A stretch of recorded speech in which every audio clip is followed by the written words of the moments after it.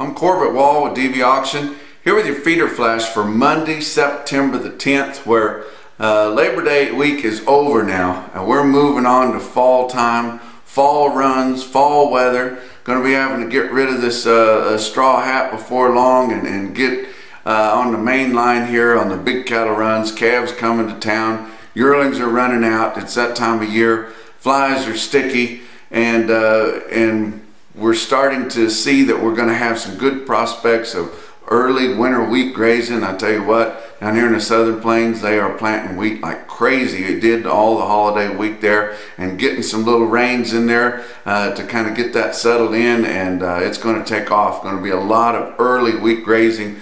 Whether or not it holds up and we continue to get any moisture, and then it depends on how cold it gets and how fast, if it stays up or crawls back in the ground. But we've got a good fall here on the start to get ready for. But look at the board at the end of last week. October live cattle futures 109.95 ending the week. That was up $1.18 for the week. December live cattle futures ended the week at 114.42, up $1.45. Feeder cattle were up big last week. October feeder cattle contracts ended the week at 152.95, up $3.83 for the week. September, which is not heavily played, ended just 2 cents away at 152.97, up $3.52 for the week. Our fat cattle trade, we did see a little bit of rise in it.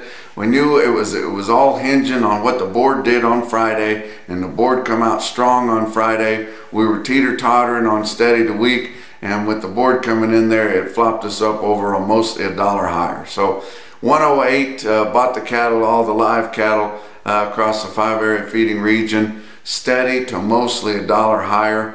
Your dress sales were not as heavy, and they were only steady at 170, and most of that in the Northern Plains.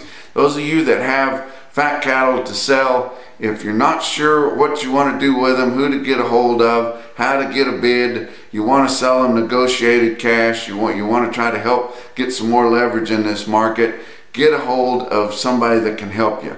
One outfit that can is Consolidated Beef Producers. I'll be headed up there to western Nebraska on Tuesday. We'll be there for their regional meeting. Those of you who know about it, come to it. We're going to talk about it. We're going to explain a lot of this stuff. I'll be speaking about the feeder cattle markets and the outlook there, and I hope you guys can come. But you need to get in touch with some kind of a marketing agent. Some of you guys that are further east than that, get a hold of Producers of Omaha, but anybody that can help pool some cattle together and sell them on the cash market, it's good for the industry and it's good for everybody. But consider Consolidated Beef Producers. They're out of Canyon, Texas right here. Why we have to go all the way to Minnetonka, Nebraska to have a meeting, I don't know, but I'm going to be there. I guess we'll wagon train up there, but I'm looking forward to going up to that meeting. Box beef cutout values, the average trade for last week, your choice cuts 209.13, down pretty hard, $2.90. They're expecting that to go down several more dollars, taking some of the margin away from these packers. Selects 199.51 on the average of last week's trade, down 372. That's quite a bit. It was very wet in the center part of the country last week, especially in Kansas and in Nebraska. Just water running all over Kansas, and light runs in the sales, but it's going to be great for the hard red winter wheat grazing up there. We didn't get quite that kind of rain down in the Texas Panhandle, but I tell you what, you're using the windshield wipers more often than not. But you look at your real-time index late in the week last week, it was at 150.110. You know, we're using that as a tool to try to track the CME cash feeder cattle index. Late in the week, the latest that was available was 150.104. So 6 cents ain't bad on $150 cattle.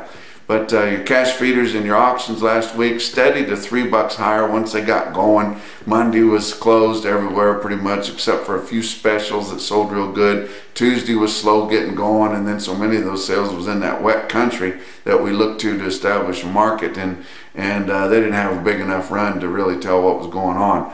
But a couple of individual quotes. Bloomington, Wisconsin had a great sale on Friday. 66 head of steers weighed 816 pounds at 161.75. And then a sale, St. Onge, South Dakota. First time ever to quote them here on your feeder flash and on Cattle Market Central, on your National Beef Wire. But Justin Tupper gave us the okay to tap in and start pulling his data and look at some of the data he had on a big sale on Friday. 185 head of steers weighed 946 at 149.50. That's your feeder flash for Monday.